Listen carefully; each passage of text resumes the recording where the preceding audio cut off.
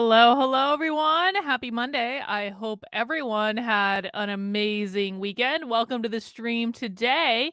Now, today we are going to be doing a live investigatory stream on the Austin, Texas School District. I'm going to tell you more about that in a second, but I got to get my shit together first because I was doing stuff right up until the moment, and my hair looks crazy because I was wearing a hat earlier.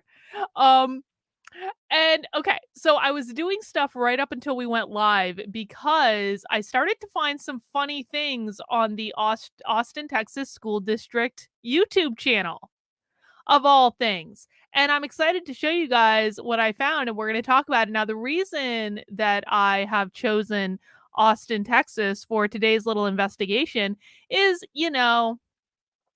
Republicans like to pretend that they do things about what the woke left indoctrination in schools. They like to pretend that they do things about grooming.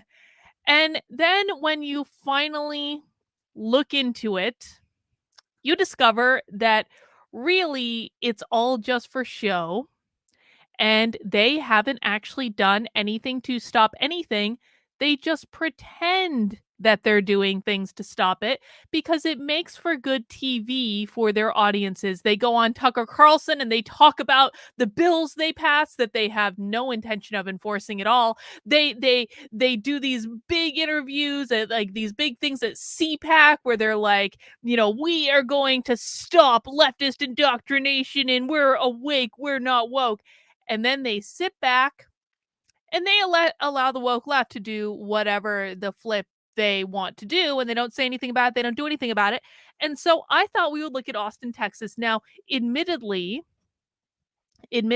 Austin is, well, let's just say one of the bluer parts of Texas. Austin is gentrified as all get out, which means that it is where the bougie white liberals go to live in Texas. Now, I like Austin. Don't get me wrong. Austin is actually a pretty cool city, but um, I do remember a difference though. I like the first time I went to Austin was in 2006 for South by Southwest. Yes, I'm that old that I was going to South by Southwest in 2006, and I went in 2007 as well. And then I had a long pause with Austin up until 2012 when I went there. Actually, no, 2011 because it was before I had my fun fact. I actually had my wedding shower, as it were, or my bachelorette party, I suppose, not my shower so much as my bachelorette party in Austin, Texas in 2011. Because I was there with a bunch of my friends for a conference and they threw me an impromptu bachelorette party about a month before I got married in Austin, Texas. That was the second time I went there. It was getting a little bit more gentrified. It was getting a little bit more bougie. And then I didn't go back to Austin until like 2018, I think is when I spoke at South by Southwest. So I did a solo presentation at South by Southwest, which is like a big deal, by the way. For those who don't know. Um, and I went to Austin for that. And I remember the distinct feeling of going back to Austin and being like, holy hell, this is bougie as all get out. And this was back when I was still a Democrat, right? So I didn't actually think there's anything wrong with it, but it was definitely a distinct difference. Went back again in 2019 to speak at South by Southwest again, and it was the same thing. And then I red pilled, and I will never be invited back to South by Southwest again, ever. And I think we all know that.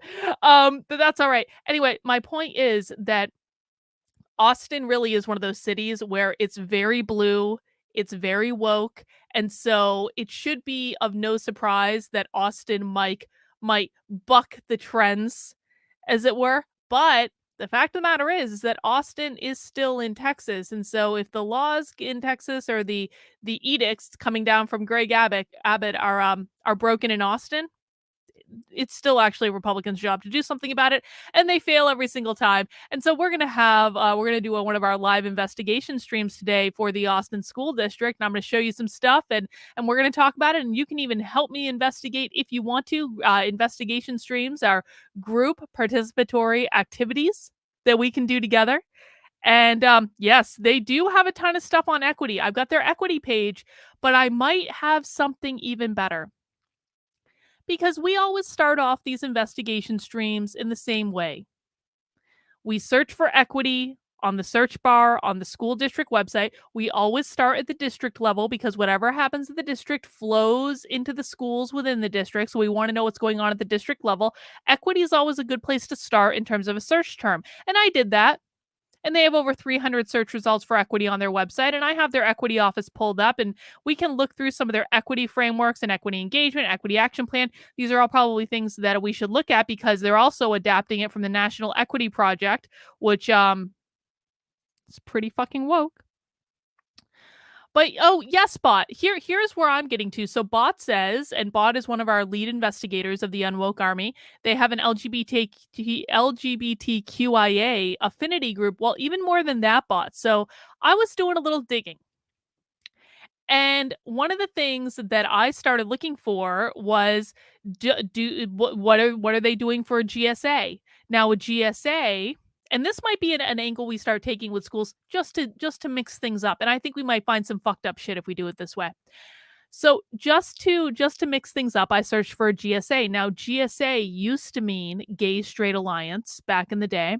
It now means Gender and Sexuality Alliance in a lot of places. And it is where a lot of the gender ideology is coming in through, is through the GSA. So I did a search for GSA. And again, this is on the school district website. So I want to repeat this in the high schools as well, in the middle schools, definitely the middle schools. And look at all these GSA type events. And so then I thought, well, I've got their YouTube channel up. Why don't I just do a search for Pride or GSA on their YouTube channel? And let's just see what comes up there. And so I did a search for Pride and I scrolled down a little bit. And what did I find? What did I find? Now, granted, this is from last year. I didn't find one for this year. I haven't really looked that hard though.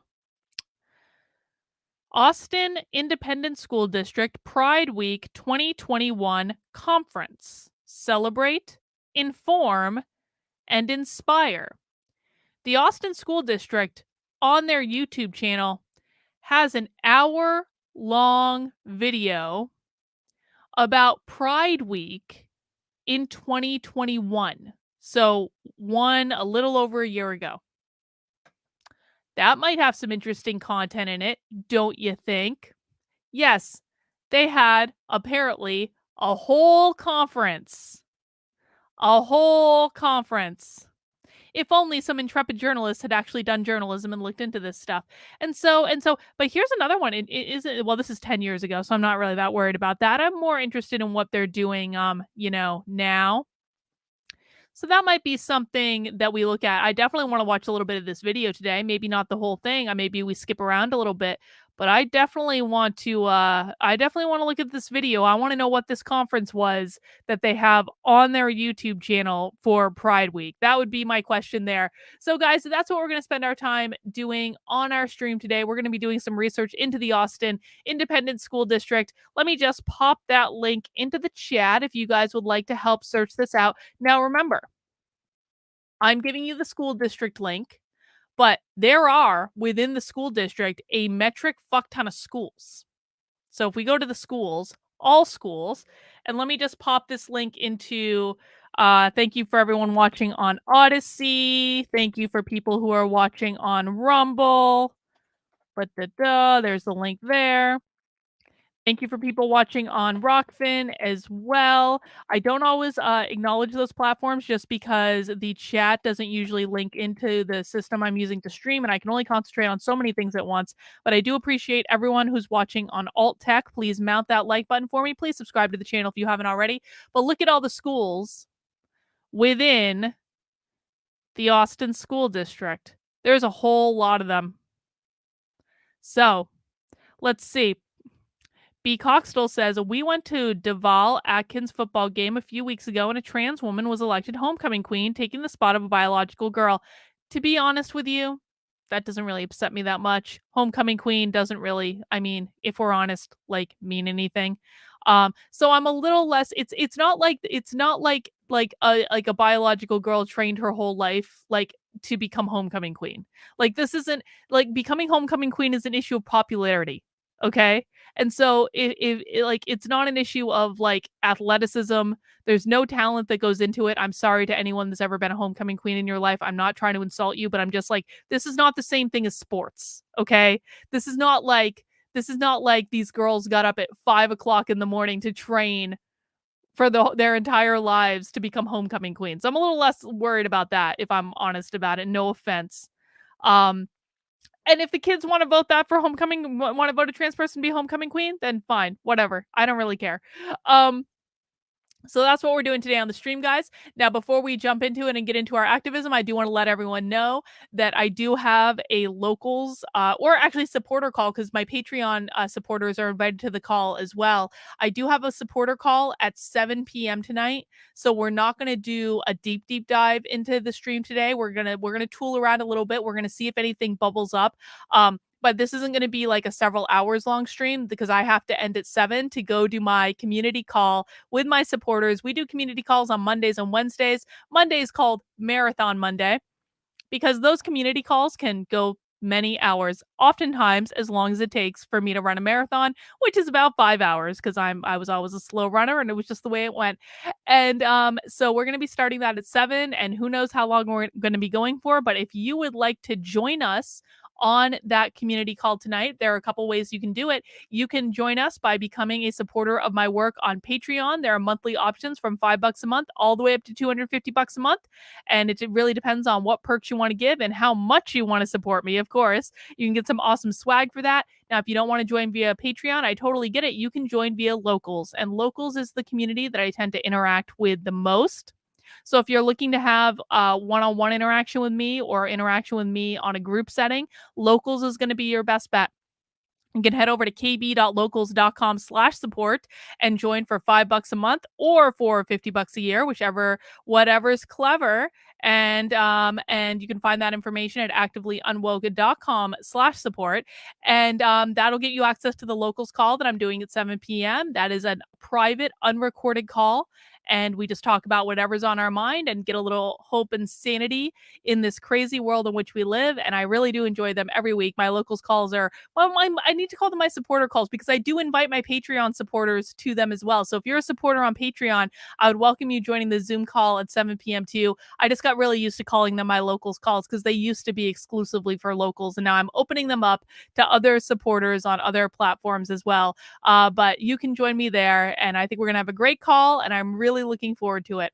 All right, guys, mount that like button for me if you have not already. Now, what I want to do first is I do want to look into a little bit of how does the Austin School District define equity? Oh, looks like, let me just see. Yelsta guy, everyone should use a TEA general complaint form. What is that? What is this TEA general complaint? I mean, I'm not complaining about anything. Like, to be honest, what is this? Let me just look at this real quick. Oh, the Texas Education Agency general complaint form. Well, I guess if you live in Texas and you want to complain about what's going on at the Austin School District, go to town. I don't view that as my job to complain in states that I don't live in, and they don't even listen to me in New Hampshire because New Hampshire is not enforcing their anti-CRT law at all in any way because Chris Sununu is a fucking rhino. So I mean, if you live in Texas and you want to complain, go to town. I'm not going to tell you to do otherwise. All right. So I want to look around their equity office real quick because here's one of the things that we're finding when we do these investigations is that, okay, equity as a general rule, anytime you see that term show up, it's not going to be a good thing. But not all school districts are defining equity in the same way. A lot of them believe the term equity is synonymous with equality. And so we want to be fair and balanced, as it were. And we want to make sure we know how they're defining equity and what their framework is to actually assess, is this something that there is to be concerned about? And luckily, the Austin Independent School District has a whole website about their equity program. Let's just start taking a look. I want to look at their action plan. I want to look at their frameworks, engagement, resources, definitely look at their team. And they have an advisory committee as well. Now let's pop over to the team tab. So, oh, look, pronouns. They've got a whole equity office. Okay. Anytime you see a whole equity office showing up on a school district website, that's like a warning indicator that something's going on. So they have a chief equity officer, they have a campus equity and inclusion coordinator, another campus equity and inclusion coordinator, and a project director. And you can see you have all their contact information there. But that to me is going to be kind of like a warning indicator that they're being very active about implementing equity in the Austin, Texas school district. Phil also says the moment we see pronouns on a government website, should that be a red flag? It would be for me. Now, you can't make any assessment off of that. Maybe they're just doing it because they see it's like the cool thing to do. But we're going to see. We're going to see. All right, so they do have that equity team.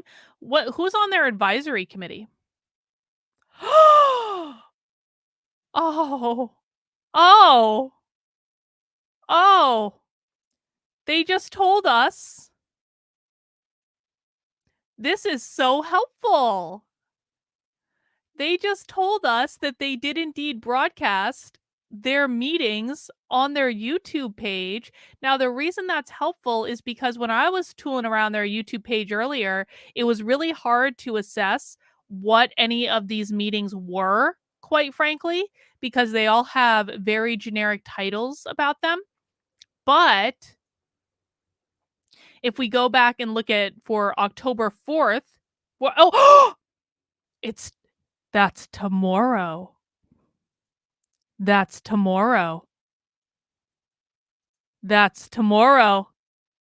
Oh god, I don't know if we can spy stream it because I have another thing I have to do tomorrow. And we have Joshua tomorrow, of course.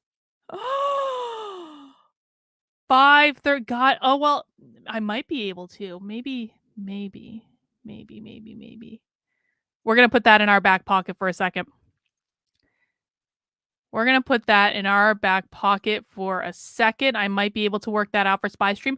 But let's look at, so September 6th. Let's look at their website, their YouTube page for September 6th. Let's see. That's September 1st, September 8th. Oh, so isn't that interesting? Isn't it interesting that we know that the Austin School District is saying that they had a Zoom meeting on September 6th for their equity division. They're saying the event was broadcast on their YouTube page. They've got a whole playlist for their meetings. Hang on, this might be what we're looking for. Oh, there it is. Found it. They have. And you know what's funny about this? This is good information, guys. Okay. Playlist. Is this a public playlist? It is. Okay. They've got a whole holy shit. We just hit the mother load. I didn't see this earlier. We've got an entire playlist of their meetings. We don't even need to do Spy Stream. They're putting it all together for us. Look at this. Well, isn't that funny? Isn't that funny? Maybe we crash a few of their equity meetings. And these videos, it is. It's fucking unlisted. Look at this. This is why this didn't show up on their main YouTube channel. When I searched their main YouTube channel for equity earlier, and I was like, and nothing came up. You know, the reason it didn't come up? Because they're unlisting their advisory meetings from YouTube. They're unlisting them so they don't come up in the search results. Why would Austin, Texas School District want to hide its equity advisory committee meetings on YouTube? Huh. We might look into that in a little bit, but let's just tool around a little bit more before we make any assumptions. So that's a really good find, isn't it? We don't know who's on their advisory team. Let's see. Members. Who's on your advisory team? We've got principals, parents. Okay, it looks like this is like made up of community members. Now, one of the things I do want to look into, if we continue to look into Austin, Texas, is so Austin, Texas has been very nice to give us a full and complete list of who is involved. And so, pro tip for anyone who lives in Austin, Texas and is concerned about what's going on in the schools, make sure you know who's on their equity committee, make sure you know who's on their equity team, and look at all their personal social media, not the school social media, their personal social media. And that's going to give you an idea of the types of people that are involved on these committees. And then you can start making some assumptions about the policies that are being implemented in the school district from the committees that they're involved with. But we're not going to do that right now because we don't have the time for it. But I just wanted to make that note. All right, let's start going through their equity stuff. The problems we seek to solve as a school district. The system has been failing to meet the social emotional needs of historically underserved students. What does that tell us? That tells us that they are leaning in heavily on social emotional learning, and I do hope I'm working very hard on getting a whole session on social emotional learning on Actively Unwoke. I've got a really good presenter that we're working out some I've got a really good presenter that I'm going to think that it's going to come teach us more about social emotional learning. But how I like to define social emotional learning very quickly is social emotional learning is teachers practicing psychology without a license. So anytime you see social emotional, look at this. I should have read the whole thing. To meet the social emotional needs of historically underserved students because of decades of systemic racism and discrimination in funding, hiring, teacher support, and development and curricular offerings. So, the Austin School District on their website is admitting that they have been guilty for decades of violating the Civil Rights Act of 1964. Isn't that nice of them? If I were Greg Abbott, governor of Texas, and I wanted to look like I was cracking down on woke ideology in school, I would probably, maybe consider pulling funding from a school district that is admitting on their website that they have been guilty of violating the 1964 Civil Rights Act for, well, decades. That would be what I would do. Phil says, if there are any children showcased in any or all videos that are rebroadcast through this stream, please keep your comments in the bounds of good taste. Thank you, Phil. I appreciate that. And we'll definitely remind people of that if we look at those videos. They're also trying to solve discrimination and favoritism in the district that have resulted in segregated schools. Oh, so the Austin School District is also guilty of segregation. Isn't that nice to know? That follow the pattern of city segregation, dispossession, displacement, which stifle the opportunities for students to learn in environments that attract highly qualified and culturally proficient staff. 10 equitable practices for systemic change. Develop leadership for equity and inclusion. That means they're doing training, so that means we need to find their teacher training. Practice transparent and effective communications with all stakeholders, collect, analyze, and use disaggregated data. Develop non-discriminatory, inclusive, and supportive policies. Engage students and families, engage all communities, particularly underserved and underrepresented, apply research and evidence-based practices. I bet we can surmise that that's not happening at all. Engage in ongoing cultural proficiency and inclusiveness, development and training, support and engage culturally relevant teaching, develop and implement equity-focused strategic planning, evaluation, and budget allocation. Okay, so what does this mean? This is a pop quiz for the chat. If you see on the equity office homepage of a school district that they want to develop and implement equity-focused strategic planning and evaluation and budget allocations, what does that mean to you? Now, I know this stuff isn't the sexy stuff to learn. It's not like the cringy stuff to learn. This is actually the important stuff to learn, though. This is no joke. What does it mean when you find on a school district's website that they are implementing equity-focused strategic planning, evaluation, and budget allocation? James, race bias funding. Ding, ding, ding, ding, ding. Yes, they are going to be allocating resources based on race. They will probably try to say that they are allocating resources based on socioeconomic status because these people tend to believe that all Black people are poor, which is not true and very racist, but that's what they believe. But it's also not just that.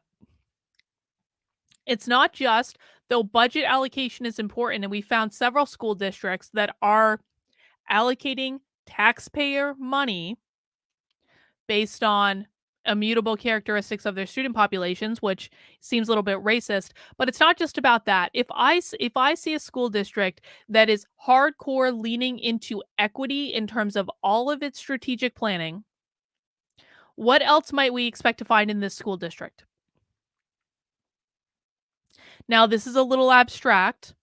There's not a direct line between what we see here and where I'm going, but let me just spell it out. If I see a school district that's flat out saying we are integrating equity into our strategic plan, I'm going to bet you money that they're integrating equity into the curriculum. Yes, Myriad. Yes, yes.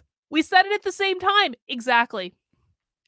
That means that critical race theory 1619 project is probably integrated into their curriculum somewhere.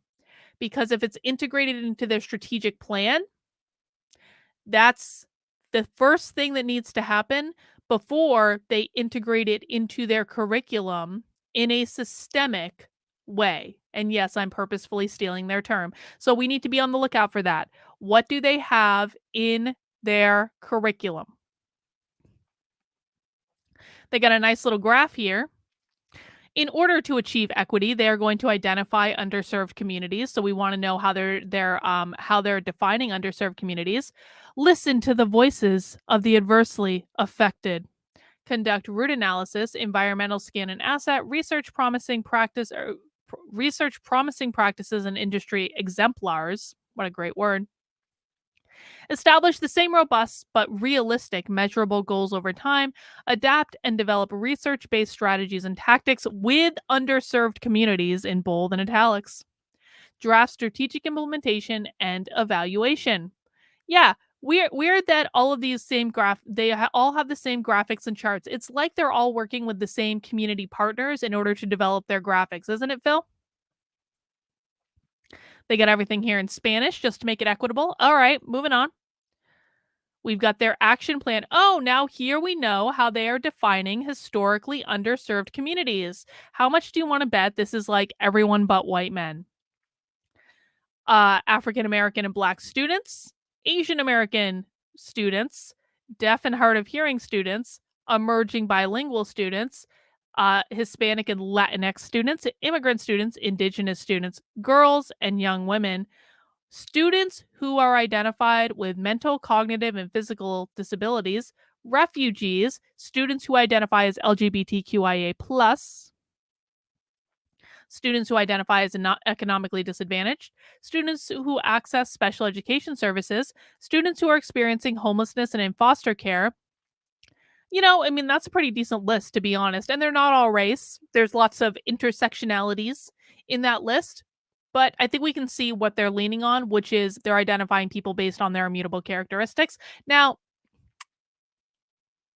I want to be a little bit more generous here than I think that some people would probably be inclined to be. I don't think it's a bad thing to necessarily think about the needs of bilingual students or the needs of like students that are deaf and hard of hearing or the needs of special education students. I don't think it's necessarily a bad thing to consider the unique needs of those audiences to make sure that you are addressing the unique needs of those audiences. So again, there's no smoking gun here as of yet. And so I do want people to take a nuanced look at this. I don't think that all the things on this list are like bad or wrong, but I suspect we're going to find out where this is going though. Okay, their equity action plan. We've got a 13-page document here. How they did it. Contributors. Okay, here we're starting to get into, oh, here it is.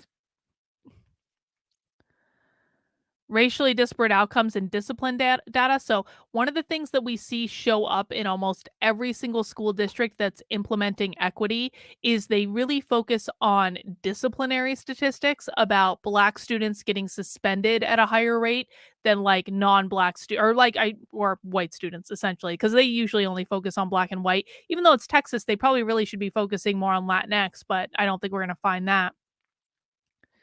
They've got facilities planning.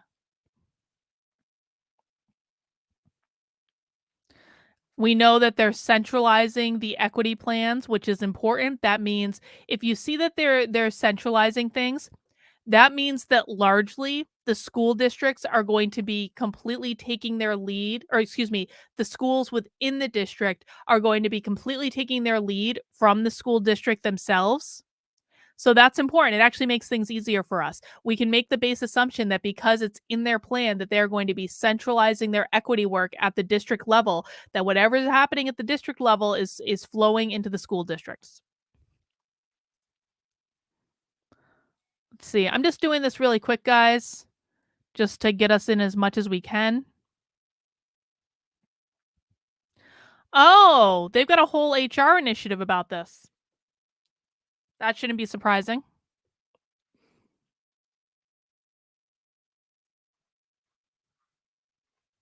All right. Nothing too bad there so far.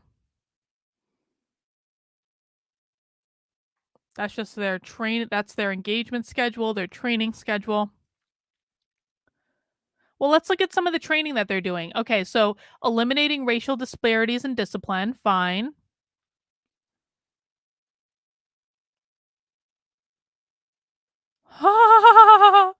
Look what we just found. Look what we just found. Look at this.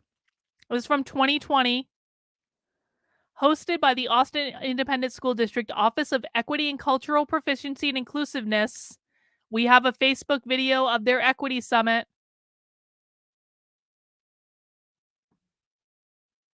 It was on their school district website. Let's just pull that up for later.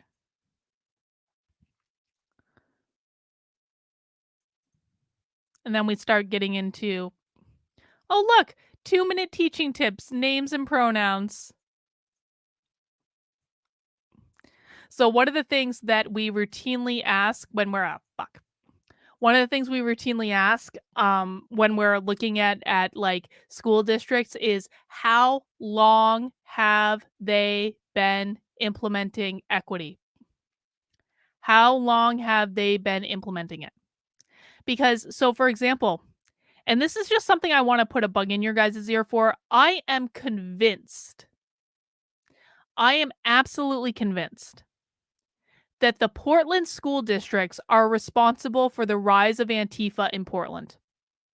Now, Andy, no, and I did actually DM with him about this a little bit. I said, Andy, when did Antifa start to rise in Portland? And he said 2016 with Trump. Well, I disagree with him. Maybe that was when he specifically started noticing it.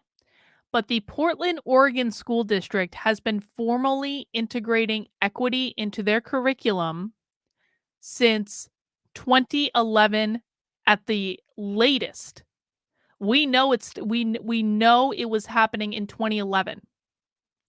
I suspect it was probably happening earlier. I wonder if there is a way that we can correlate what was going on in the curriculum in the Portland, Oregon School District to Antifa rising in Portland, Oregon. I think it came from the schools. I think it came from the schools. Because where else are they getting those ideas? Who's teaching it to them? Where are they finding it out? Phil says 2007. It became mainstream in 2012. Okay, so if it became mainstream in 2012, maybe we can't say the Portland School District was responsible for all of it. But if the Portland, Oregon, and I know this is separate from Austin, but if the Portland, Oregon School District was implementing equity into their curriculum, minimally starting in 2011, and again, I think it was probably going on before that, And that's just when they started formalizing it as an office. I think we can connect the schools to creating a funnel into Antifa in Portland. Well, Kate, I don't really care what people care about, to be quite frank. Like what people tend to care about is what is in the news cycle. So when you're saying the gender stuff is bigger down here, no one cares about the race stuff because there hasn't been widespread outward race discrimination in this area for a long time. If they're teaching the 1619 Project and Black Lives Matter in school, I want to know about that. I don't care what the news cycle is. The news cycle is immaterial for me. People care about the gender stuff because that's what's dominating the news cycle. Let me be blunt. That's what they care about because it's dominating the news cycle. But we don't care about that. All right. So they did this in 4 years ago. That's not so bad. We've got that. Resources and tools. Let me just see. 5 principles for creating equity by design. Leading for equity. Culturally responsive teaching. Whenever we hear, and this is not the first time this book has come up, this is code word for critical race theory.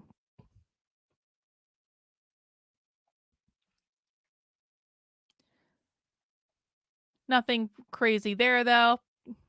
You know what? Why don't we just do it? Do you guys want to check out this equity advisory committee from a month ago? I want to do a quick look at this. I also want to look at this Pride Week thing. Actually, let me do this first. Let me do this Pride Week thing first. I need to get it up in a separate window. I need to have the sound. I wanna look at the I wanna just, like, scrub through this Pride Week thing just to see what they say, and then you guys aren't seeing the same thing I'm seeing. Hang on. And then I wanna look at that equity meeting, and I wanna see what they're saying there. So let's look at this Pride Week thing. Again, this is on the Austin School District YouTube channel, has 272 views, and let's just see what they were saying, a little less than a year and a half ago for Pride Week in Austin, Texas. Hello, Austin ISD. Happy Pride Week. My name is Susie, and I'm actually a graduate of AISD's Crockett High School, class of 2013. I know, such a long time ago. Well, now I live here in New York City, and by day I work as an executive assistant to a dental company, and I do PR and marketing. And by night, I am a fabulous drag queen. I'm so excited for all the safe and supportive and inclusive events that took place this week for Pride Week. I heard students participating in activities that align with AAC's vision to be Austin's home for inclusive learning.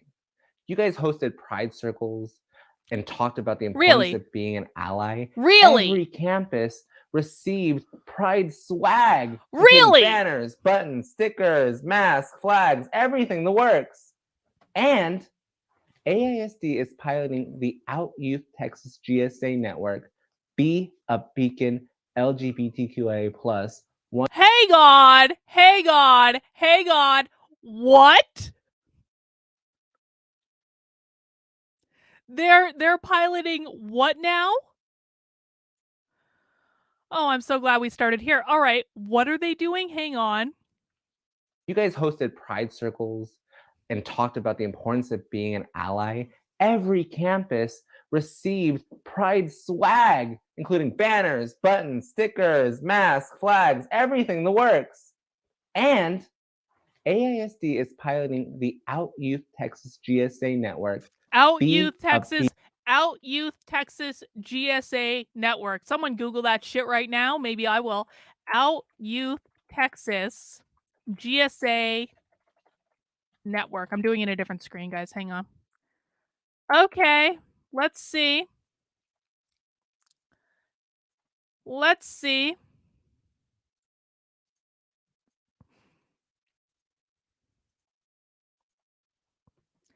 Texas GSA Network, a program of Out Youth piloted in the Austin, Texas School District, Greg Abbott.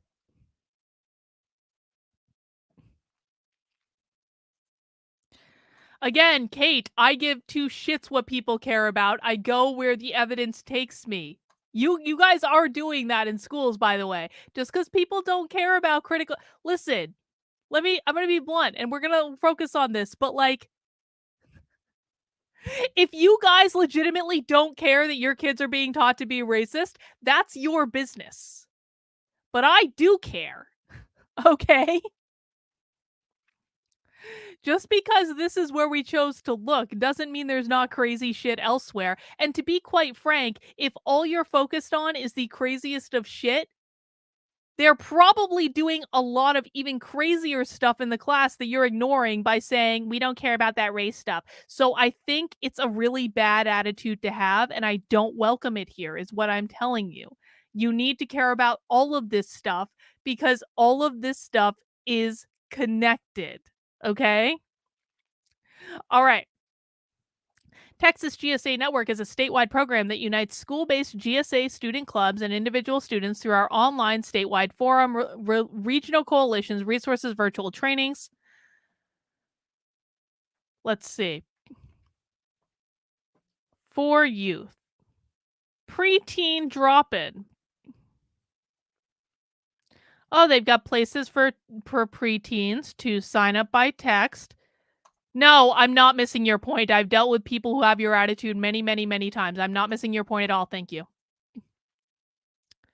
Preteen drop-in hours. Kate, you can help us research or you can complain in the chat. Those are your two choices. And if you complain in the chat, you're not going to be here very long. Oh, look at this. A nice little slideshow. A no bones day.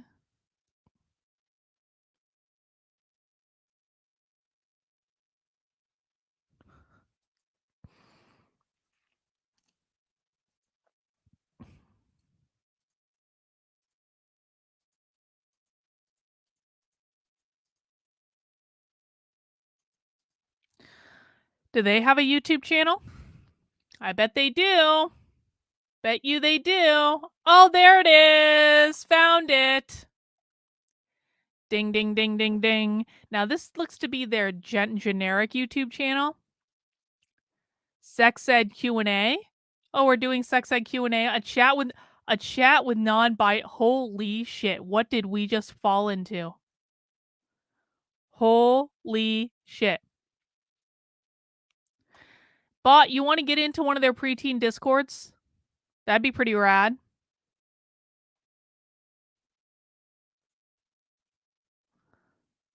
Now, this is not specifically for Texas, I don't think. I think that this is for general.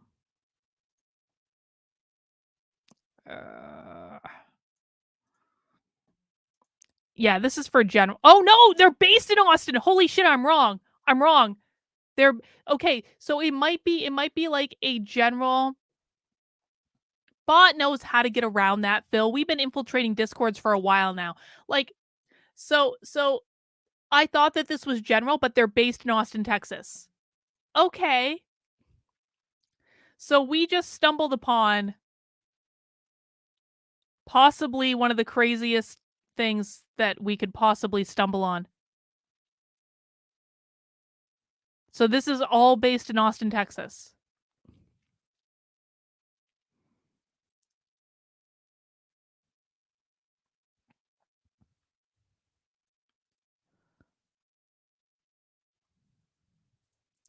Kate, I need less whining and more researching if you want to be participatory in this, please. I'm deadly serious about this, guys. I do not, just for anyone that might be new here, I don't deal well with whining and complaining in my chat when you don't like my tone, when I am literally trying to show you what the schools are doing to your kids, okay? So, no whining, no complaining. If you want to help contribute productively, you are welcome to do that. But if I'm saying something to you, it's because I have done many, many, many, many, many of these. I know what I'm talking about, and no amount of whining or complaining in the chat is going to change that, and it is simply a distraction. Yes, exactly. Don't be a dick is the first rule of the channel. No whining is the second rule of the channel. Yeah, this is crazy. All right, so let's pop back over to our video. Let's pop back over here. I need to set up the sound again. So then, Kate, you would know that I don't like whining in my chat, so I don't know why you're still whining in my chat. Do you want me to block you? Is that what you want? Let's listen. Beacon LGBTQIA plus 101 professional learning for staff. So, oh, good. They're before I doing learning introduce for today's staff too. keynote speaker, I wanted to give some fun shout outs. I would like to thank the League of AT&T for the rainbow mask in the nation that went to all the campuses. And I Kate, would like time to thank out. all our presenters. Next and time our you get partner blocked, I'm not fucking organizations around. today. You guys have been so amazing. And thank you, AASD counseling and SEL teams. You guys rock. I would also like to thank the Pride Planning Committee for making this the biggest Pride Week for Austin ISD.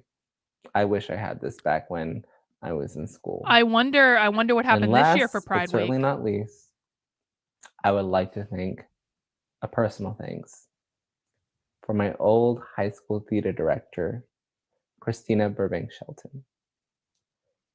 Thank you for pushing me, and thank you for making me the star that I am today, because I know that Austin ISD has a whole lot more stars, and I can't wait to see all of them grow. I just want to say that you guys are... And by the way, guys, and I want to be really clear about this.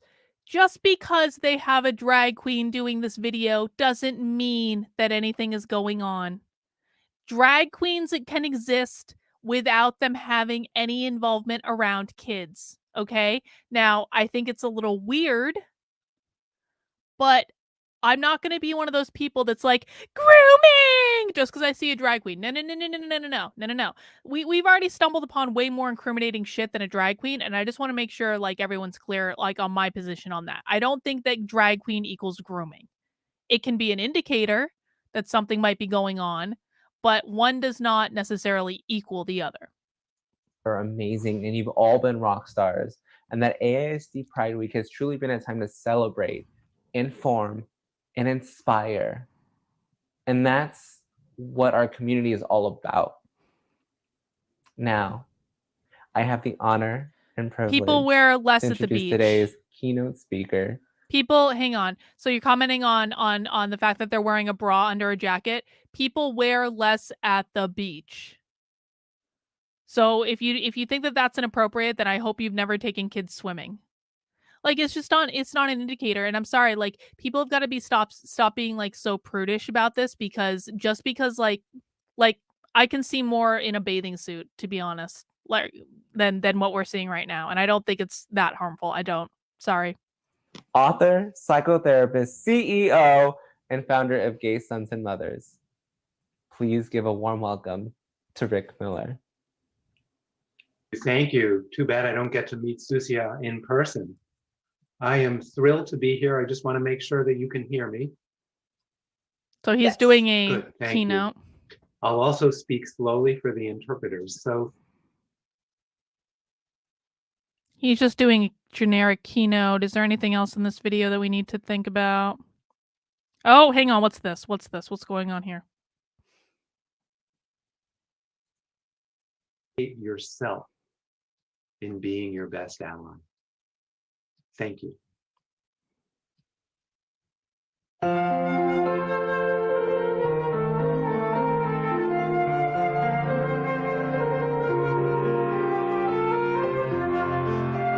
don't have any issue with the gay man's chorus. Okay, fine. They're singing a song. Wait, is this like it's showing pictures from the school?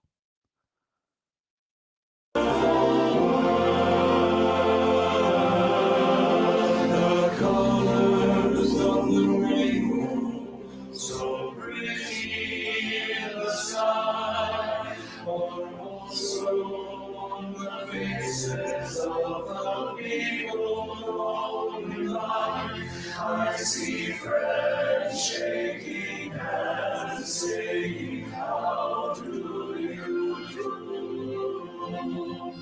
They're really saying... All these pictures are from the school. All these pictures are from the school district.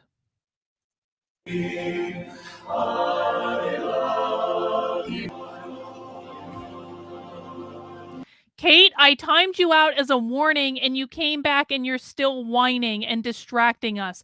I appreciate that you are a member of my locals, but you are still whining. You are complaining about something from 10 minutes ago when we're trying to focus. If you continue this, it's not going to. I appreciate the support, man, but like the whining has got to stop.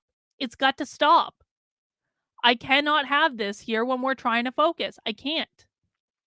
You are whining, and continuing to say that you're not whining is fucking whining. And I'm going to make an example of you if you don't cut it out. Get it together. This is not about you. It's not about you.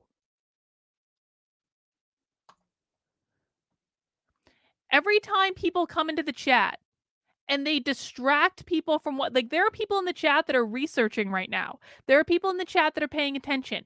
I've seen this over and over and over and over and over and over and over and over and over again. It is a distraction. That is why I closely curate my audience so that this doesn't happen, okay? Just stop.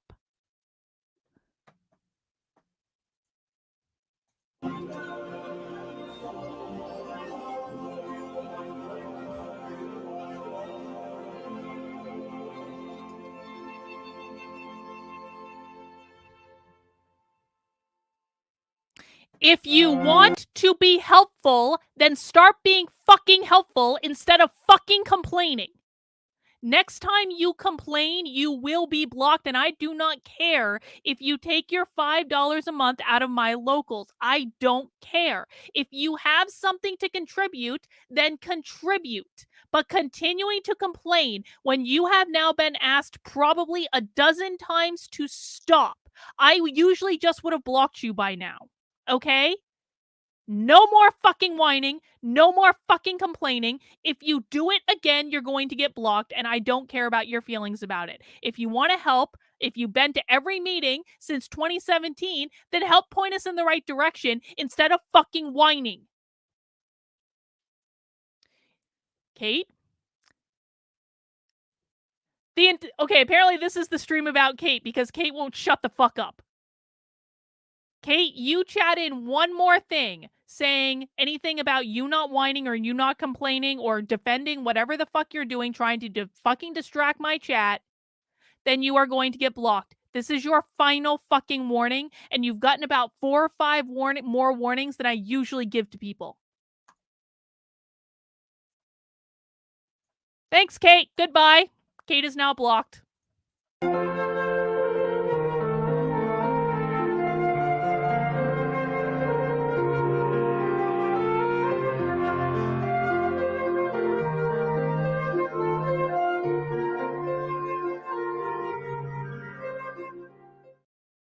Again, snaps for that wonderful So tribute. fucking annoying when this happens. If you are in so the annoying. attendees and you are a panelist, please send a message in the chat and Allie will let you into the panel session. So what is the panel here session? We go. Just a quick review of what's going to happen right now for everybody. It's really sad because Kate actually apparently could have been helpful to us, but because Kate chose to focus on her feelings over what we were trying to do, it was a complete distraction. If you want to be here to help, then be here to help.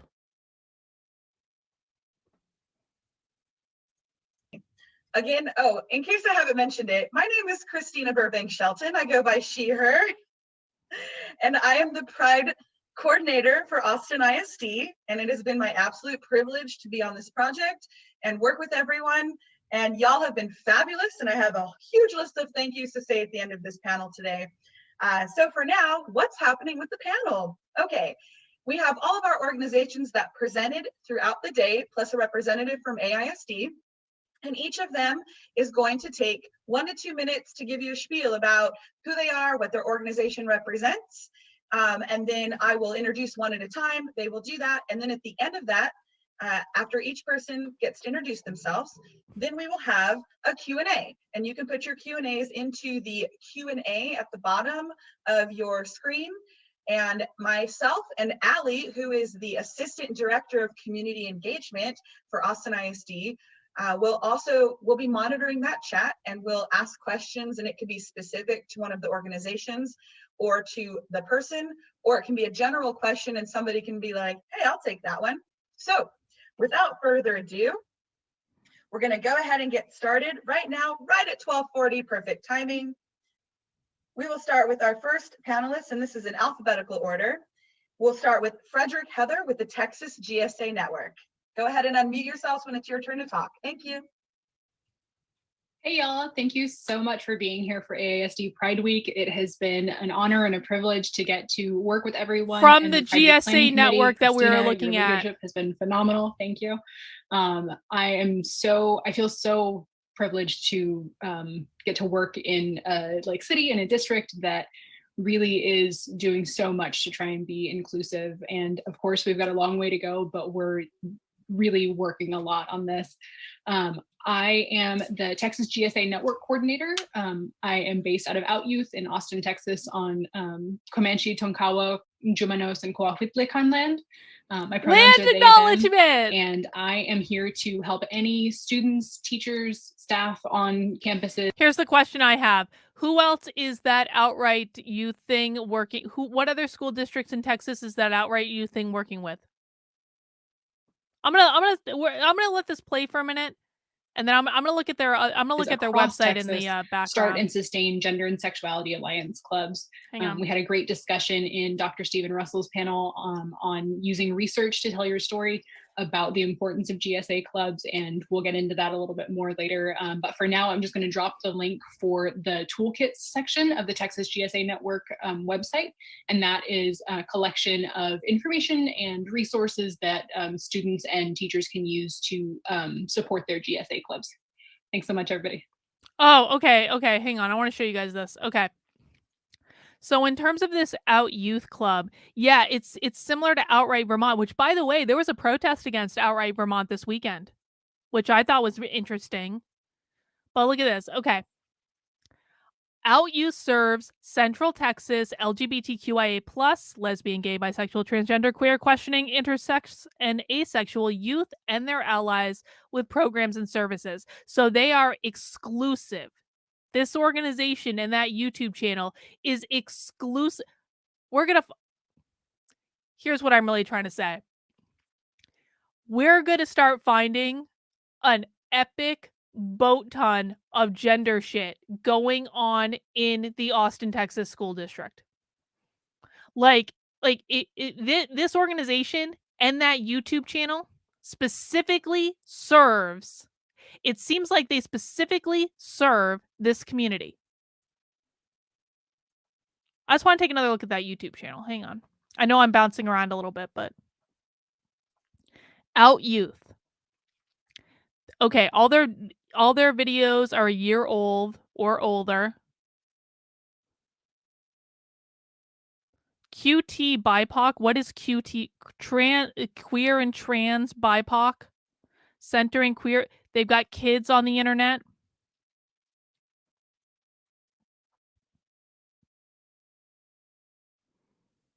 An intergenerational chat between bisexual men. So they've got kids there. That's that same person. Isn't that the same person, but with a different... It looks like the same person, right?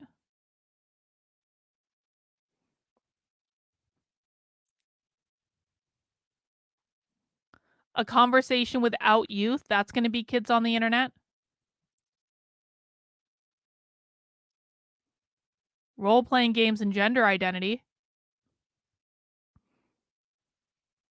Are these people also in this is a good question. Are they in like DFW? And Houston? Gabs would know. Gabs will know. We'll ask her later.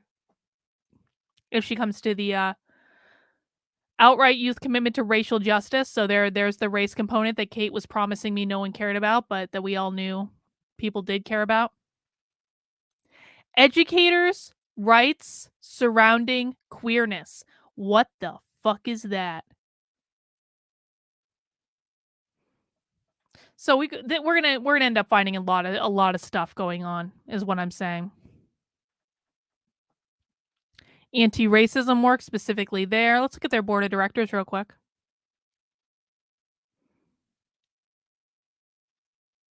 Oh, it's not giving us anything. That's not gonna. This is their name is Frederick.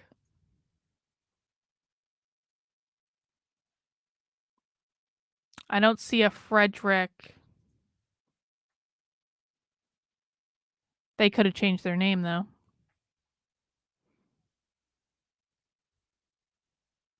I don't see a Frederick listed on their website, so maybe that could be old. I want to go watch that equity meeting. I'm feeling inspired to watch that equity meeting that we found. Because this is a year and a half old. The equity meeting is not a year and a half old. Let's do that a little bit. Because I got to end at 7. So we got to...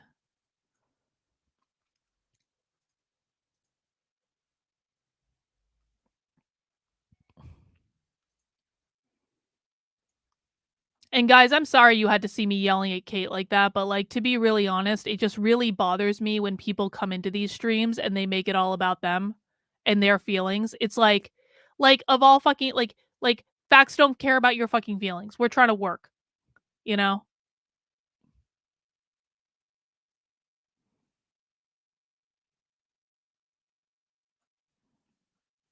All right, let's watch a little bit of this and see what's going on.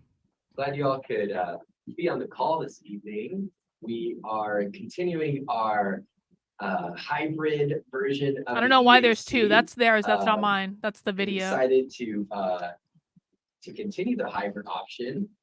We've definitely because been a little Spanish, bit more and more equipped obviously. each and Never every mind. time to make it a little bit smooth.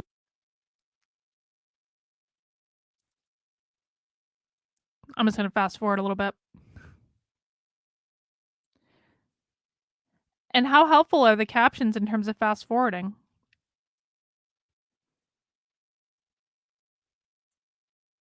These are meeting minutes. Minutes were emailed to the EAC voting members prior to today's meeting. So we're going to pull them up on screen just to do a quick review.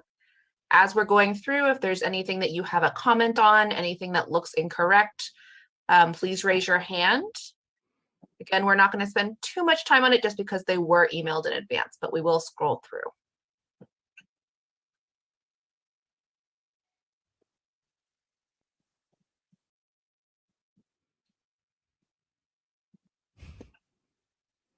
If you have anything you want to send us, send it in.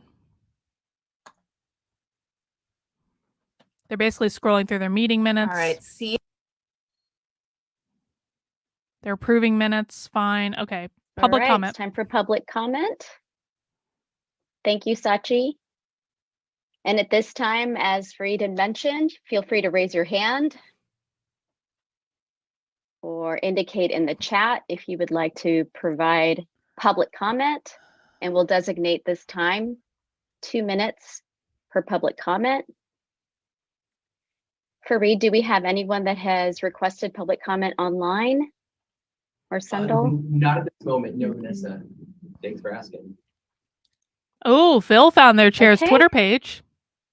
No, I Well don't done, see, Phil. not seeing public comment. I guess we're ready to move forward to the next agenda item. Dr. Mays? Sorry, y'all. That was a mistake. It was supposed to have gotten deleted. My bad. We're switching to holding space. Go ahead, What? Sam. I don't think we have anybody who signed up for holding space. The hell is this? You're right, we did check a little bit. We have, yeah. So like Sundal just said, we do not have anybody that has signed up for holding space. Just a friendly reminder, it's a living document, dynamic document that is meant to be responsive to the needs of the community and the needs of the EAC, just in case we do need some designated space to be able to talk about kind of current and salient issues, right, that have come up in the recent days or weeks, given that we do have to have a fair amount of planning for the next EAC meeting. Sometimes it does kind of get lost in the time frame from having to post the agenda to when we actually do meet for the monthly meetings. So just an FYI for the future, if you would like to hold a little space, and you know, during the EAC meetings, this is the document that you can kind of like bookmark that, if you will.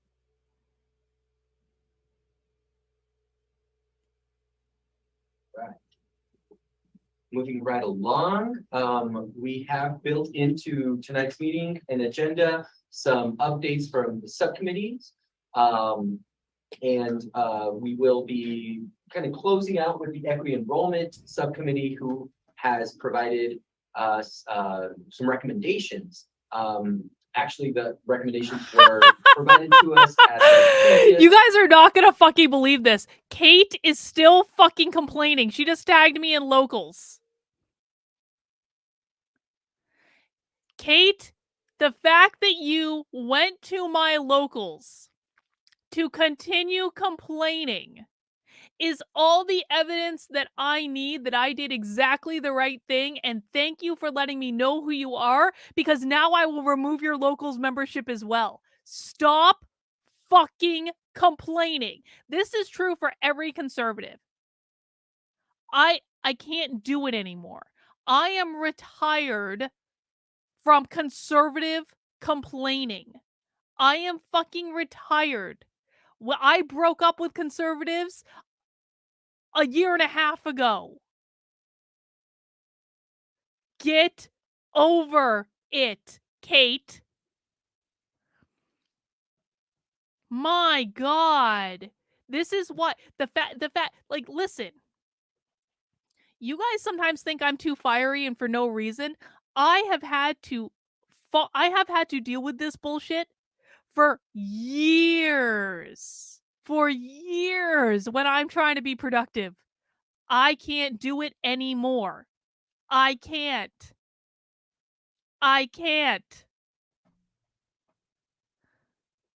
From now on, there's going to be no arguments. There's going to be no second chances. We're just going to block people who do this shit. And that's just going to be it. This meeting in August, early August, and the EAC had asked for a little bit of time to kind of review the recommendations and really be able to process it and come to this September meeting to officially vote on it as a recommendation from the EAC that we will send to the desk of the superintendent. Right. Another great segue. So with the Access to Student Program Subcommittee, I'll go ahead and jump in right here. Quick update, the subcommittee kind of joined forces with the engaging communities that have been marginalized and identities that have been marginalized subcommittee, kind of that community engagement subcommittee. And for those of you that have been with the EAC for a long time, this kind of came from the culture of respect / equity and culture of respect and customer service subcommittee last year. And we have joined forces. So these two subcommittees have kind of combined, and we had our first collaborative meeting, I want to say 2 weeks ago. We had a really, really great turnout, and neither of the subcommittees had an opportunity to meet since the end of May. So there was a little bit of time designated to kind of provide an overview of both subcommittees. All right, I need to fast forward a little bit more. I want to know what they're doing. I don't need the overview of the goddamn subcommittee, okay? I want to know what the subcommittee is actually doing. I want to know what that subcommittee is doing. And I think I'm passing it over to Jacob. Kate is fucking having a tantrum. She just got her ass blocked in locals too, and I don't care about $5 a month that much. I was not personally there at the last God. meeting, but based off of the agenda, we're kind of looking into gay straight alliances, which are gender and sexuality alliances. Sorry, I'm old. And We're just kind of discussing that, how we're going to kind of formulate our recommendations to superintendent about GSAs. And also just kind of trying to advise on the logistics of forming GSAs, maintaining, et cetera, et cetera. We have action items about GSAs and those that are assigned to individuals throughout the city. Absolutely. So we're at the point He where just we said are something gonna about action reconvene in, items like, about 2 weeks, and GSAs. we're gonna start to assign who will do what. I think our tentative goal is to have at least a draft prepared by October-ish, I want to say. A lot of the folks who are part of this group are also campus staff, and as y'all know, October is a busy time of the year. There's a lot happening, and so we'll try to do what we can to help support them as well. And I think recruitment and retention of Black and Brown staff. My, that seems a little racist, doesn't it? Dr. Holiday, if you're on, if you want to share your update, or Dr. O, I don't see either of them. Do we have anybody who is So they didn't really have any. So with the LGBTQ stuff, they basically just said that they were like coordinating with the GSA. So that would be something if I were in Austin, Texas, and I wasn't whining and complaining on the internet like some residents do. What I would do is I would really make sure I was looking into the GSA clubs at each of at each of the school districts, but particularly if I had kids in those school districts, I would definitely look into what they're doing with the GSA clubs there.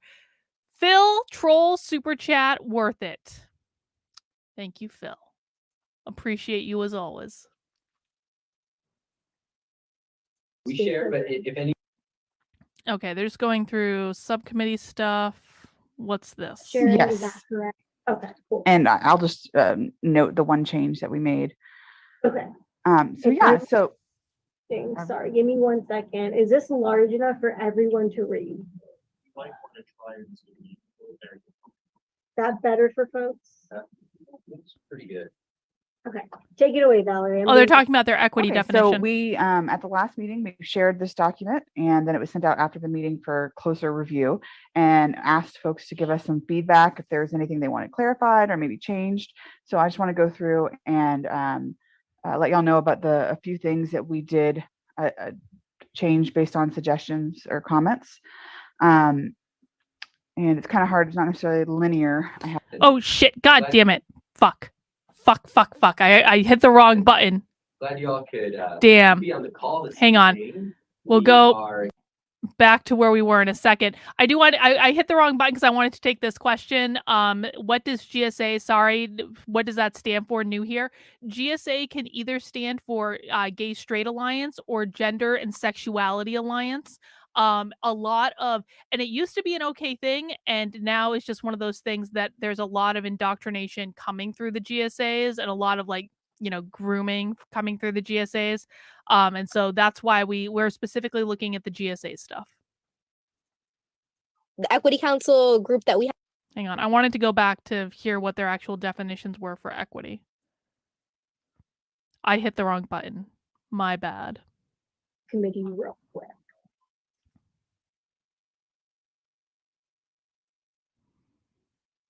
Where is this the same meeting? Or when elementary kids go to middle school, there's always like that fair where it's like the middle school or the high school come to. I feel like we're watching a different meeting now. Dang, hang on. Shocked you gave her way more warnings than she deserved. I did give her way more warnings than she deserved. I did. Idea. I did give her more warnings than she deserved. I usually give 0 warnings. I'm just trying to find where we left off because I actually do want to hear what their definition of equity is.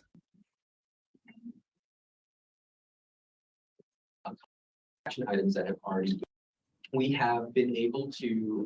And I'm just not clear that we are watching the right one. Weekly. Huh, okay. So in the district, there is a weekly sort of newsletter, kind of a memo, if you will, that goes out to principals. And we have. God, I wish I didn't have to tell conservatives to stop whining, but it's like, yeah, I don't remember seeing your chats before either, Emily. And it's like, again, guys, I'm sorry, I'm just scrubbing the video to try to find where they were actually talking about that definition, and I don't know where it was. Oh, here it is. Okay, we went past it. Okay, my bad. My bad. There it is. We found it. And is this large enough for everyone to read? There we go. Okay. That better for folks? It's like if you want to help investigate, just Take it help. away, It's Valerie. like I'm you don't being have to make a fucking Okay, so proclamation. we, at the last meeting, we shared this document and then it was sent out after the meeting for closer review and Found it. asked folks to give us some feedback if there's anything they wanted clarified or maybe changed. So I just want to go through and let y'all know about a few things that we did change based on suggestions or comments. And it's kind of hard, it's not necessarily linear. I have my notes here. But I could say one suggestion we have was to make sure that we are clear that this is something that needs to be maintained and sustainable. And so we did add a sentence about that, and I can read that sentence out to everyone. I can find it here. It's actually on page, I'm not sure what page it's on. It's number 2, the enrollment management plan. Yes, there. So we said that, oh, hold on one second. Is that the right place? That's not where it is. I'm sorry. Can I find it? I apologize, guys. No worries, Valerie. Take your Emily, time. do you remember where that was? I thought I had my notes on it, but.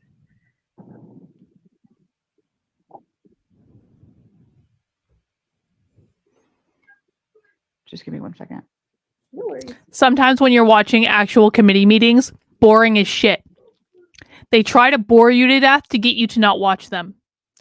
Parents, you have got to watch as many of these committee meetings as you can get your hands on, though, Okay, because well, this I'll is find where that they in a plan minute, for the but I really can tell you crazy stuff. another And it's going to be a lot of comment that we had boring and that we adapted things for was with a couple of nuggets in there that someone you really asking need to if know. who we thought should be doing this work, and then is that something that we wanted to include, and that they wanted this process to be transparent. And as a subcommittee, we discussed and thought that it wasn't our place to say who should be doing this, if it should be a committee or the district, just that hopefully with these outlined steps, anybody doing it would come to the same equitable conclusion, because we're trying to make this Any reasonable person would come to the and same following conclusion this we did. equitable process would come to an equitable outcome. Oh my So God. we did not make a comment about who should do it. We did make a comment that we recommend the district should share back with the EAC, other advisory committees, and the larger community how it's incorporated these changes, and transparency is essential to build trust in this process. So we added that sentence there about transparency and kind of making sure we're checking in with the community throughout the process. Another comment was just a kind of formatting thing about making sure we had some permalinks, and we accepted those changes. That's fine. That makes sure Okay.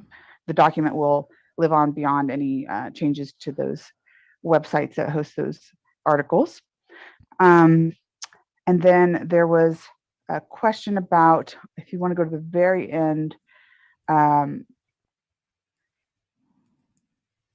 about, we kind of stated something that someone felt was not necessarily a fact, but opinions. And so we did change where we list like the ways that the system is harming communities. We adapted the language to say that these are some ways that we've experienced harm in communities or have been shared with us. So it's not making it seem like it was a. They're literally, look at what it says. Look at what it says in the captions. So it's not making it seem like it was a fact for a man lived experience. They've taken their lived experiences and they put them in these documents as though they're fact to try to convince people that they're fact when they're not. God, isn't that the truth? The statement of I'm not whining is starting to be the new I'm not racist, but dude, it's the truth. It's the truth. It is the truth. All right, I'm going to keep scrubbing and just going to go fast a little bit because she's not doing what I thought she was doing, and she's rambling, and I want to hear what else they're doing. Hang on. They're talking about scheduling stuff years out.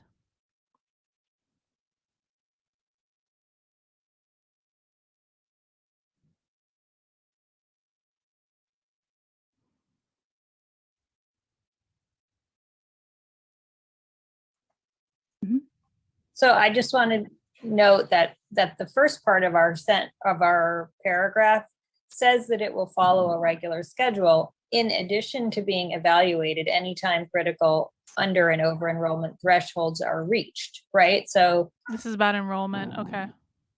I don't care about that as much.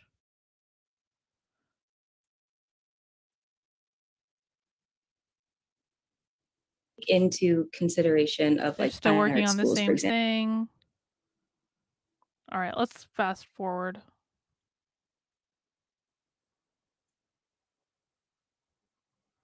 Are they wearing masks on the Zoom? No. Oh, I thought. Oh, okay. I thought they were wearing masks. Oh God, I feel like I'm. If you could That makes me feel please slightly better. either in the chat bar, put yes or no. If you do not have access to They're a doing chat. a vote.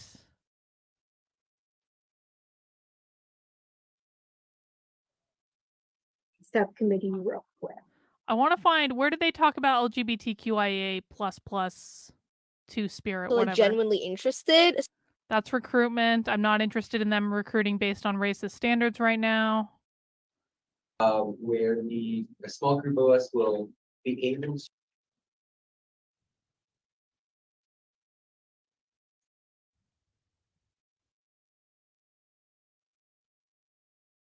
They're doing a breakout.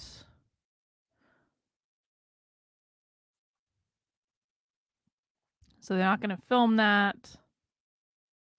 Still doing okay.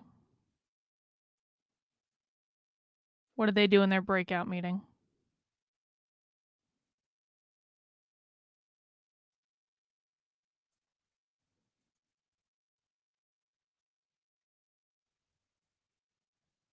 Play. Let's listen to their share out for what they did in their breakout meeting.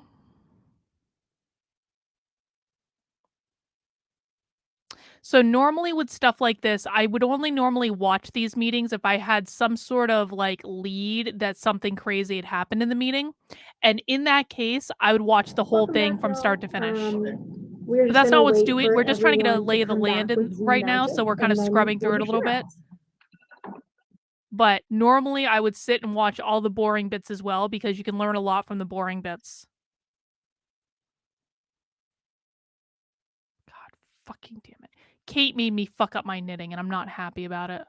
I'm really not happy, but I knew it was going to happen too. I knew it. I have to go back and count. All right, I think we have everyone back. All right, I stopped screen share on purpose so we could see everyone on the screen and do some share out. So do I have a group who would like to volunteer to go first?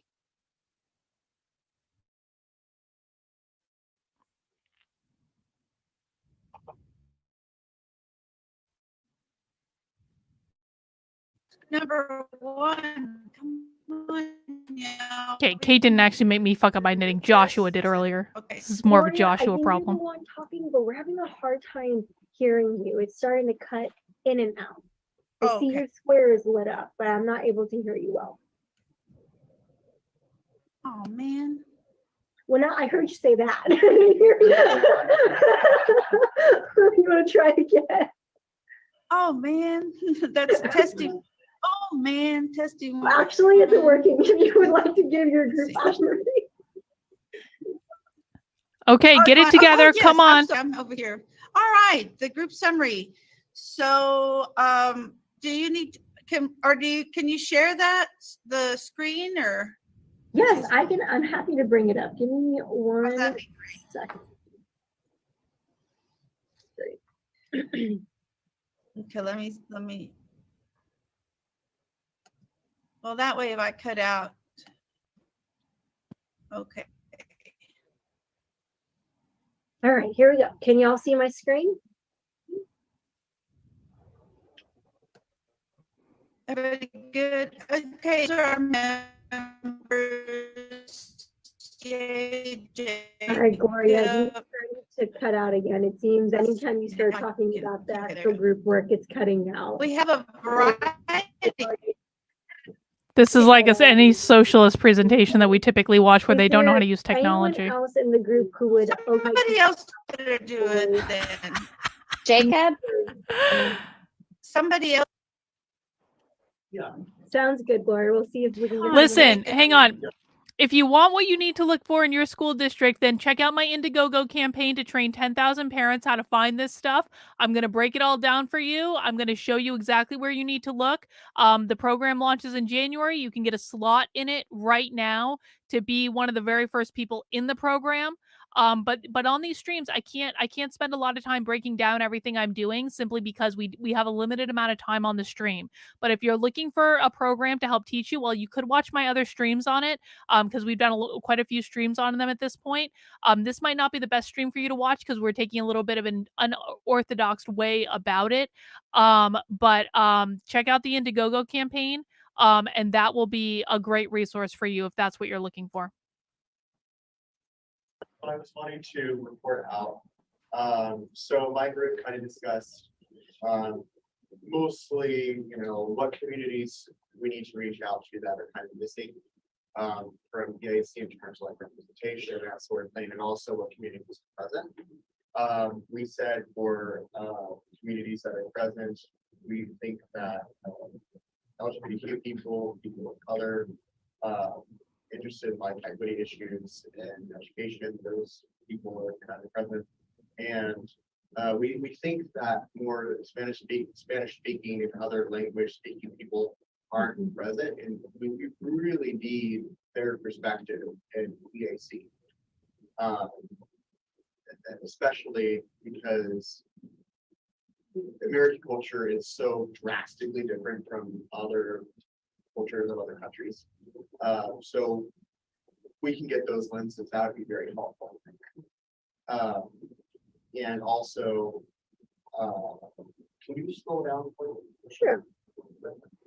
So they're essentially talking about recruiting, which could be really helpful if we were looking for information about recruiting and how they're recruiting by race.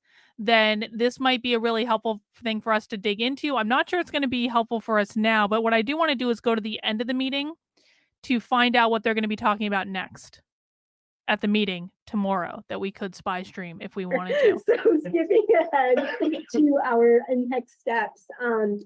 As we said, please ensure that you have standing time Thank to you, meet Phil. with your subcommittee. If you are new and you recently joined a subcommittee and you have not gotten an email or an invitation, please reach out to me or Fareed. And we're happy to make sure you are included in the invitations. As of now, I think all of the committees meet once a month in between EAC meetings. Spread the word about the EAC as a whole. As I said the last time, we have flyers, both online and printed. If you would like to get a copy or get a few to be able to pass out, we are happy to teach you to do a drop off for the flyers as well. And then lastly, what we wanted to make sure we offered y'all was kind of just a timeline of the focuses for the rest of the fall. Excellent. Exactly what I was looking for. So in October, we're really excited to have the long range planning. They're gonna have two committees do kind of a panel for us. So the co-chairs of the academics and the facilities LPC groups will be doing a panel for us to really help us understand as the EAC, where is there overlap? And if you are not aware of who or what the long range planning, the LPC. Okay, it looks like they're not really going to be doing stuff at that meeting tomorrow that we would really be interested in. And now I'm saying that as someone who wants a good general overview of what's going on in Austin. I'm not saying that as someone who has kids in the Austin school district. If you have kids in the Austin, Texas school district, I strongly recommend that you log on to that Zoom meeting tomorrow and you listen to what they're saying. That's just me. But what I want to do, because we have about half an hour left, what I want to do is I actually want to go back to the Austin School District website. And what I want to do is look up this Out Youth place. Because we now know that this Out Youth place is who they're doing their like GSA stuff through. So let's look up Out Youth. Oh, let's see. What is this? That's 2019. I'm not as interested in that. Huh. Isn't that interesting? Isn't that interesting? There's nothing on their website about Out Youth. That sounds a little sketch to me. Now, the reason I say that's sketch is because we know from their own video that Out Youth is partnered with the Austin Independent School District. And so, no, Phil, I've got their staff. I don't need their staff. What I want is I want the Austin School District saying that they're partnered with Out Youth. What's this? Youth mentoring, art month. That just could be a reflection of youth rather than Out Youth. I think it's a little funny that we know that the Austin Independent School District has a partnership with this Out Youth program, and there is no search results for Out Youth on their website. That's interesting to me, because that to me says, what are you hiding? Out Youth, Austin ISD. I'm Googling real quick.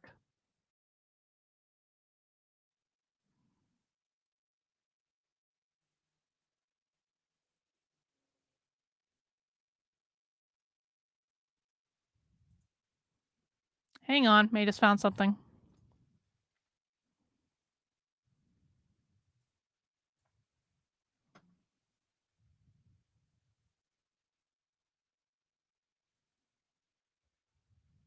One sec, stand by.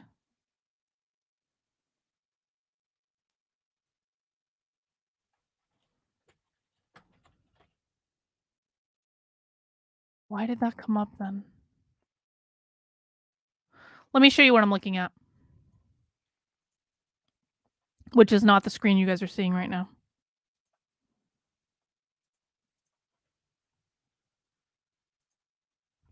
Okay, so what I did was I did a search for Out Youth and Austin Independent School District, AISD.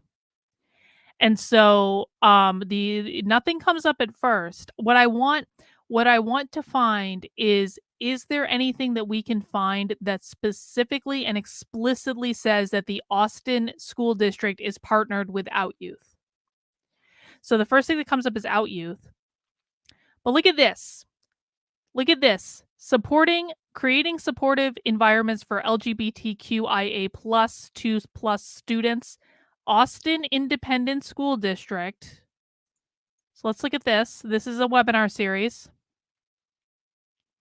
It's on a, like, I don't know what Southwest is, mental health technology, okay, fine. Creating supportive environments for LGBTQ plus whatever students and school and staff in schools. Oh, Phil, did you find it? It explicitly said the Austin School District. When I go to the website, University of Texas, there it is. Boom. There it is. We have a presenter from the Austin Independent School District.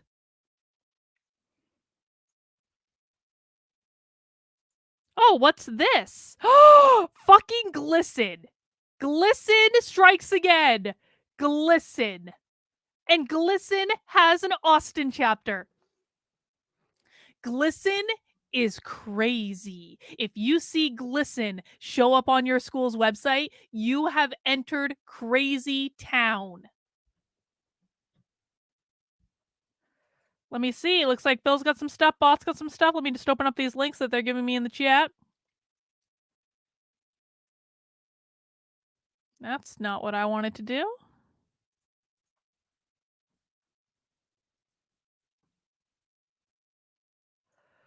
Oh, that's all Cambridge stuff. I can't deal with you right now, Cambridge.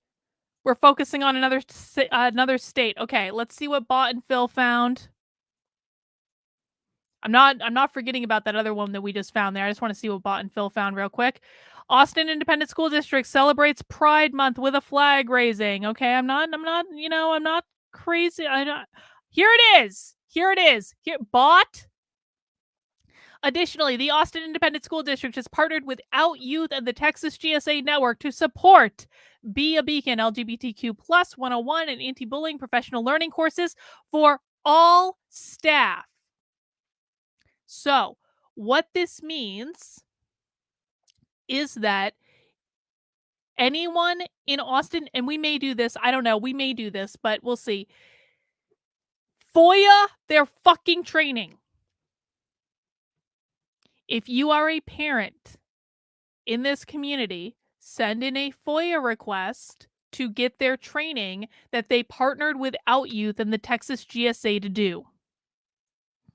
Because they're telling us that they're using Out Youth and the Texas GSA to do professional learning courses for their staff. Partners for Texas GSA Network, Out Youth. All right. So, places that I want to look into. I'm specifically interested in Out Youth. Yeah, this is where we have a meeting in 20 minutes. We can't keep doing this right now. I wish we could keep doing this. I wish we had more time. And we can't do it on tomorrow's stream either, because tomorrow I'm having Sean on the stream, and Sean is a gentleman from Maine who got who sued his school and got a $40,000 settlement because the school tried to violate I think Sean's kid's free speech, or maybe even Sean's free speech. I don't remember the story right off the top of my head, but he's coming on the channel tomorrow. We're going to talk about it. But who I really want to look into, I want to look into Out Youth, because Out Youth very clearly has a lot of crazy shit online. We should look into Texas GSA too.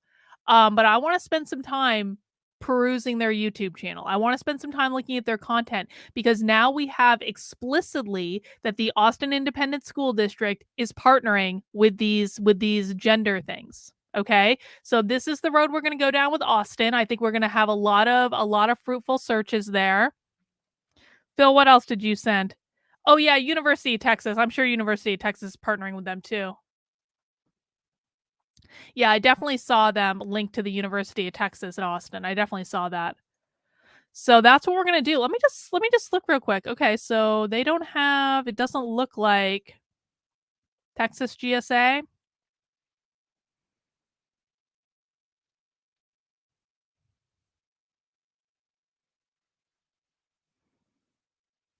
See, this is why I will never speak at South by Southwest again. Never again. Speaking at South by Southwest was how I got my first book deal. Fun fact. It's a good conference. It's fun. A chat. This is the same thing. This is the same video that we saw on that Out Youth YouTube channel. A chat with non-binary elders. Same exact thing.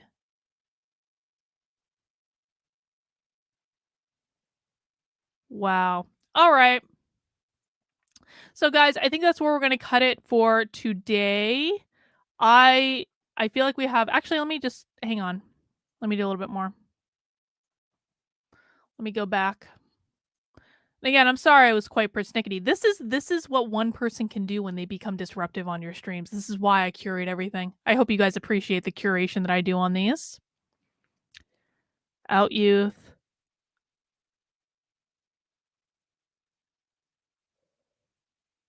Community connections.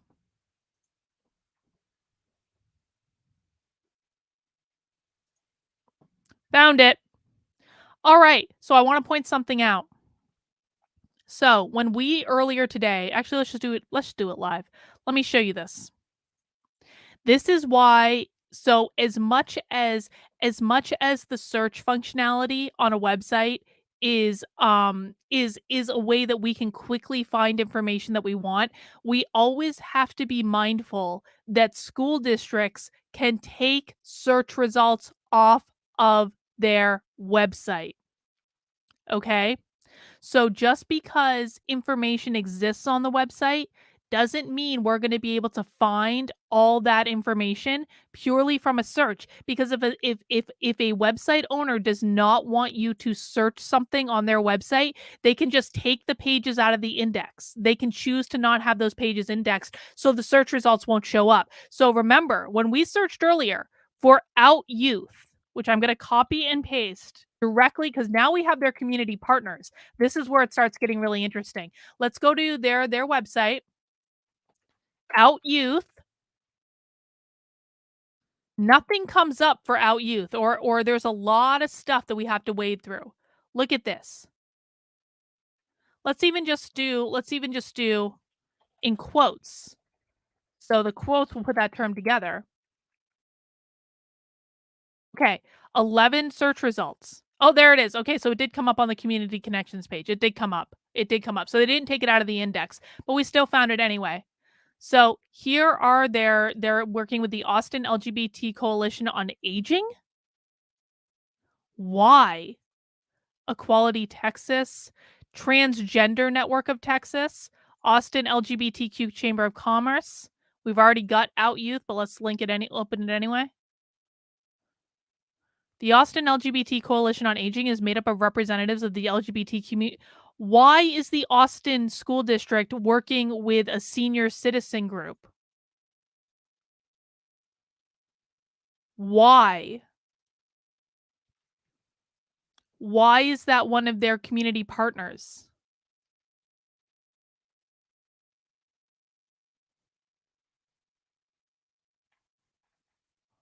If I don't know the answer to that question, by the way.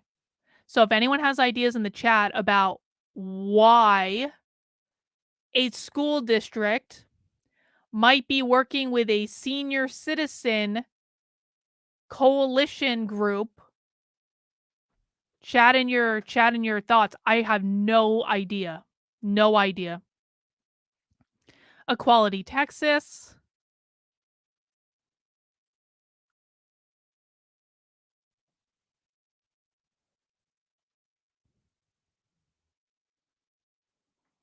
This is the rabbit hole right here. This is the rabbit hole for the Austin School District. Transgender Education Network of Texas.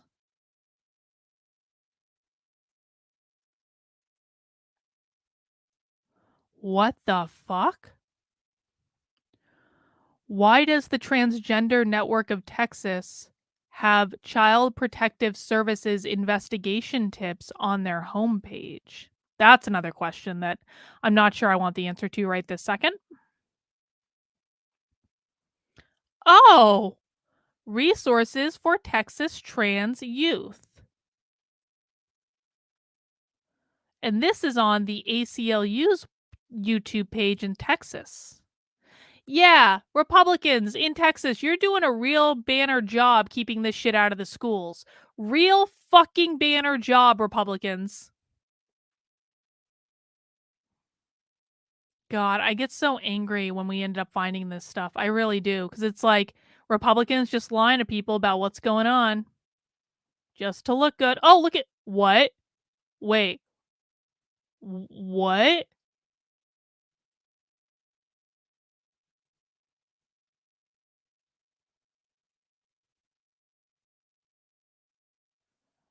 Huh.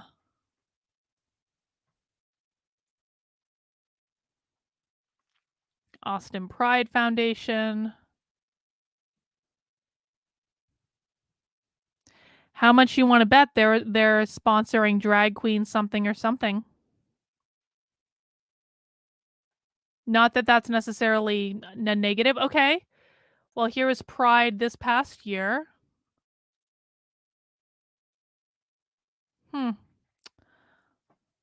All right. Well, I still think that Out Youth is probably our number one thing that we want to look into, especially their YouTube channel. And that is where I would like to spend some time over the next week or so watching some content from their channel. So I think we're gonna stick with this for a minute. I want to know what's going on in Austin. I'm sure Gabs will help us do this. And we might see her in a minute at the Zoom meeting. But guys, this was a little bit of a wonky stream because I got in a fight with someone in the chat who was being a bitch.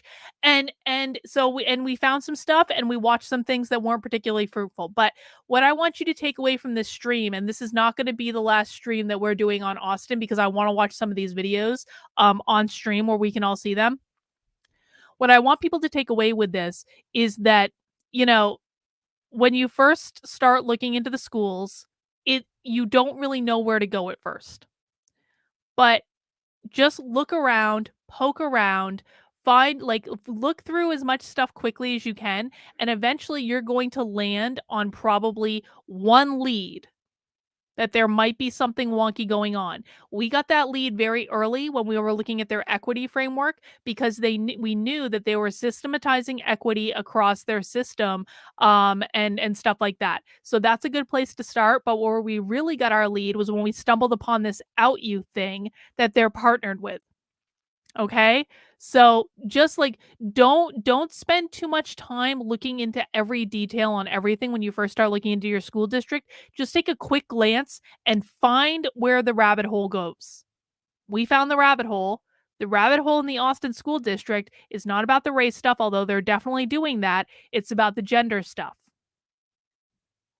And we found their partners. Sometimes community partners is going to be the best place where you can find out what they're really doing, because we're going to have to FOIA if we want to know what they're doing in training for staff development. Okay. So oftentimes when schools have equity offices, that means they're integrating equity into their staff and teacher training. We can't usually find what the training materials are unless we directly FOIA the school district, which you can do, and which you can usually pretty easily get the school district to send you their training materials. But an even easier way is to find the company or the organization that they are hiring to do the training, and to look at their social media and to look at their website, because you're going to be able to surmise what type of training the staff and teachers at the school district are getting just by looking at the organizations they're partnering with. So community partners are a really critical place to look into when you're looking into your school district. You don't want to overlook it, because these are the people that your taxes are funding to come into the school district and train the teachers and the students. All right. So that's going to be where we end for today. We are going to be congregating in my locals for in Zoom. It is open to locals and Patreon supporters. So if you're a supporter on Patreon, you're welcome to come as well. I'll be posting the information in both. But we're going to be congregating for a Zoom call starting in about 10 minutes. I will see some of you there. We can keep talking about this if you want. But if not, I will see you tomorrow for a really great stream with our friend Sean. We're going to hear about his experience as a parent, how he fought back against the schools, and how he won a $40,000 settlement. I think it was $40,000. I think that was what it was. Maybe I'm making that up. I feel like Gabs told me that, but he definitely won a settlement from the school district, which is really the point at the end of the day. All right, guys, that's all we got for right now. I will see you guys later. Take care, and we'll see you tomorrow. Bye.